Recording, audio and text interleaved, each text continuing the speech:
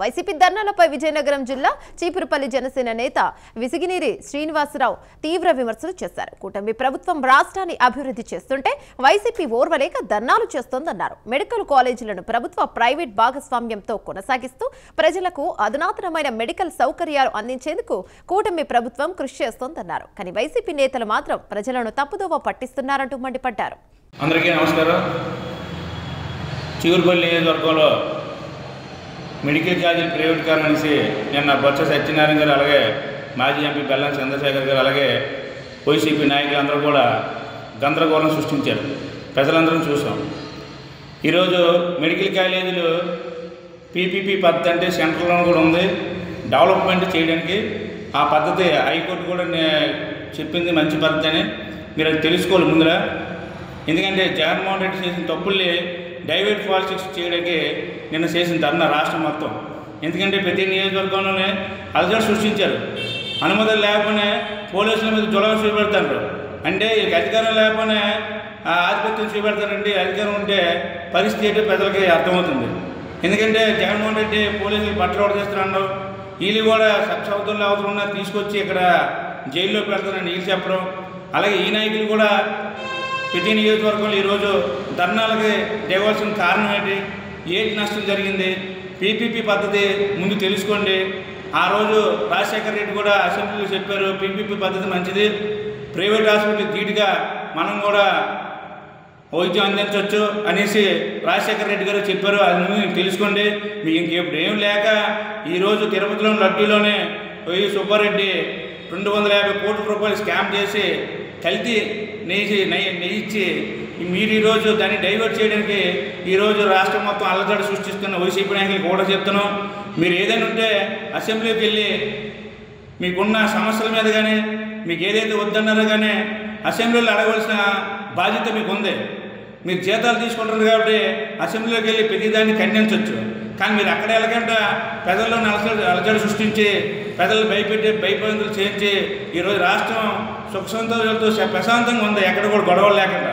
మళ్ళీ గొడవలు రేపి రఫ్ అని ప్రతి దగ్గర కూడా ప్రతి నియోజకవర్గంలో కూడా గొడవలు రేపే విధంగా ఈరోజు కులం మతాల దగ్గర గొడవలు రేపే విధంగా వైసీపీ నాయకులు ప్రవర్తిస్తున్నారు. ఎందుకంటే మీ ప్రజలు గుణపాఠం మనం చెప్పినా ఇంకా కూడా మేము ఆధిపత్యంలో ఉన్నామని పోలీసుల మీద జులం చూపెడుతున్న వైసీపీ నాయకులు ఇప్పుడు రూలింగ్లో లేకుండా అనుకుంటే రూలింగ్లో ఉంటే పరిస్థితి ఎలా ఉంటుందో ప్రజలందరూ కూడా గమనిస్తున్నారు. మీరు ఇంకొప్పుడు కూడా ఇలాంటి తప్పుడు ర్యాలీలు కానీ తప్పుడు వ్యవహారాలు కానీ చేస్తే ప్రజలు పంచాయతీలు కూడా మీకు గొట్టలు ఇప్పుతారు గ్యారెంటీగా. అంతకుముందు చెప్పారు, ఈసారి గ్యారెంటీగా వైసీపీ నాయకులకి జరుగుతుంది. ఎందుకంటే మా నియోజకవర్గంలో బొత్స సత్యనారాయణ మాజీ ఎమ్మెల్యే అయినా మాకు జగనన్న లేఅవుట్లో నకిలీ సర్టిఫికెట్లు ఇచ్చి ఒకళ్ళు అక్కడ దందా పెట్టి రైతుల డబ్బులు ఇంకో దాంట్లో వేసుకొని దగ్గర కోటి 50 లక్షల రూపాయలు స్కామ్ ఉంది. అది కూడా బయటకు చేస్తున్నాం. అలాగే బెల్లాన చంద్రశేఖర్ గారు నాగంపేట దగ్గర 13 ఎకరాల చెరువుని కబ్జా చేశారు. మొన్నే కంచి ఎంఆర్ఓ కూడా తీయడం జరిగింది.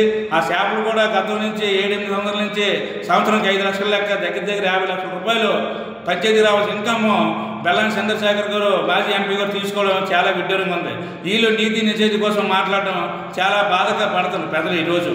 ఎందుకంటే ప్రతి ఒక్కరిని భయపెట్టడం, ప్రతి ఒక్కరిని మేము ఉన్నాం, మేము ఏదైనా చేస్తాం అనే కాదు, ప్రేమగా తీసుకొని నీకు ప్రతి ఒక్కరు మంచి చేస్తామని చెప్పాలి తప్ప మేము జులం చూపెట్టి మేము బెదిరించి మేము వస్తే మీకు వచ్చేస్తాం, మీ బట్టలు ఎడ చేస్తాం, ఇలాగ అధికారులు బెదిరించడం ఎంతవరకు కరెక్ట్ అనేసి జనసేన పార్టీలో పండుతున్నాం.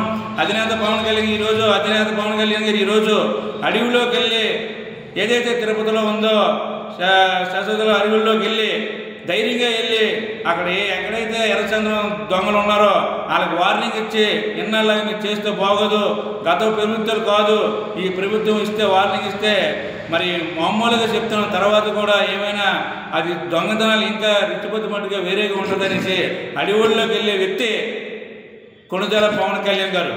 నీతి నిజాయితీగా పవన్ కళ్యాణ్ గారు వచ్చిన తర్వాత ఈరోజు పనిచేస్తున్నారు. ఇది వారం లేక జగన్ శ్యామన్ కుమార్ అనే ఒక వ్యక్తిని పెట్టి పవన్ కళ్యాణ్ మీద నేర్చుకొని బురదజల్లడానికి వైసీపీ నాయకులు ఆడిస్తున్న నాటకం అంతా కూడా బయటపడుతుంది. అలాగే మాజీ కలెక్టర్ అతను కూడా పవన్ కళ్యాణ్ గారి మీద నేర్చుకుని అబండాలు వేయడం చూసాం. ఇతను చేసినట్టు ఏ రాష్ట్రంలో అన్ని శాఖలకు కూడా ఇచ్చిన శాఖలన్నీ కూడా పనిచేస్తున్న వ్యక్తే అధినేత పవన్ కళ్యాణ్ గారు.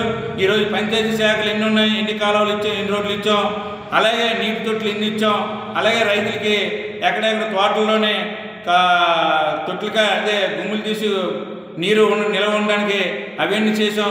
ఇవన్నీ కూడా చేస్తే గతంలో మీరు రోడ్లు లేకుంటే బిల్లులు చేసుకున్న నాయకులు మీరు గత 5 సంవత్సరాలు ఎక్కడ కూడా 1800 కిలోమీటర్లు కూడా మీరు వేయలేకపోయారు. ఈరోజు 5000, 6000 కిలోమీటర్లు రోడ్లు వేసిన ప్రభుత్వం, కూటమి ప్రభుత్వం అన్ని పథకాలు కూడా ఇస్తామని అన్నీ కూడా ఇచ్చుతూ, అలాగే ఎక్కడో కూడా మన రాష్ట్రానికి అభివృద్ధి చేయడానికి అన్ని గూగుల్ కానీ అలాగే ఏవేవో కంపెనీలు మోడీ గారు దృష్టిలో పెట్టి ప్రతి ఒక్కటి కూడా మనకి తేడానికి ముందు రాష్ట్రాన్ని అభివృద్ధి చేయడానికి, అలాగే రాజధాని కూడా ఈరోజు ఉన్నత స్థాయిలో ప్రపంచంలో పటంలో చూపెట్టడానికి, అలాగే రైల్వే జోన్ తెచ్చారు. మీరు ఎన్నాళ్ళు ఉండి తేలేపారు. రైల్వే జోన్ కూడా మన రాష్ట్రానికి రావడం జరిగింది. అలాగే మన విశాఖపట్నం రావడం చాలా సంతోషకరం. అలాగే ఏది కూడా మాట ఇచ్చిందని ప్రతి ఒక్కరితో ఎయిర్పోర్ట్ కూడా పూర్తి అయిపోతుంది.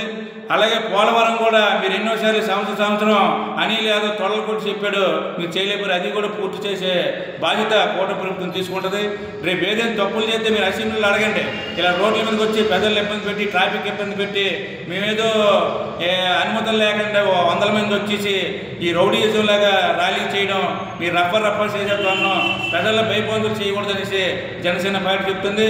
ఎక్కడికైనా బుద్ధి తెచ్చుకొని వైసీపీ నాయకులు సక్రమంగా నడుచుకోవాలి, సక్రమంగా రాజకీయం చేయాలనేసి జనసేన పార్టీ చెప్తుంది.